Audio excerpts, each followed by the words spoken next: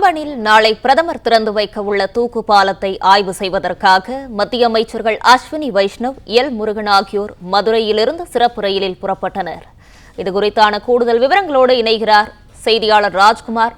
ராஜ்குமார், வணக்கம். இதுகுறித்தான கூடுதல் விவரங்களை வழங்கலாம்.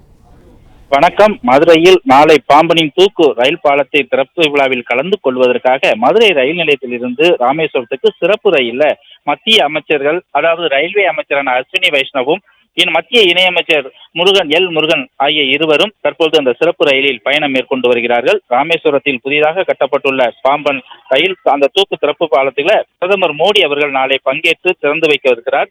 இந்த நிகழ்ச்சியில் கலந்து கொள்வதற்காக மத்திய ரயில்வே துறை அமைச்சர் அஸ்வினி வைஷ்ணவ், மத்திய இணையமைச்சர் எல் முருகன் ஆகியோர் சென்னையிலிருந்து விமானம் மூலம் மதுரை வந்தனர். பின்னர் இங்கிருந்து சாலை மார்க்கமாக மதுரை மீனாட்சி அம்மன் கோயிலில் தரிசனம் செய்துவிட்டு ரயில் நிலையம் வந்தடைந்தனர். தற்போது ரயில் நிலையத்தில் சிறப்பு ரயிலில் அவர்கள் இருவருமாக அமர்ந்து தற்போது அந்த ரயிலானது ராமேஸ்வரம் சென்றடைகிறது. ராமேஸ்வரம் வரை என்னென்ன ஏற்பாடுகள் செய்யப்பட்டுள்ளது என ரயிலில் இருந்தவாறே, அந்த ரயில் தண்டவாளத்தில் இருந்தவாறு ரயில் தண்டவாள பணிகள் குறித்தும், ரயிலில் உள்ள சிறப்பம்சங்கள் குறித்தும் மற்றும் அந்த தூக்குப்பால சிறப்பம்சங்கள் குறித்தும் அவர்கள் சிறப்பான ஏற்பாடுகள் குறித்தும் கலந்து ஆலோசனையிடவாறு தற்போது அந்த ரயிலானது புறப்பட்டு சென்றிருக்கிறது.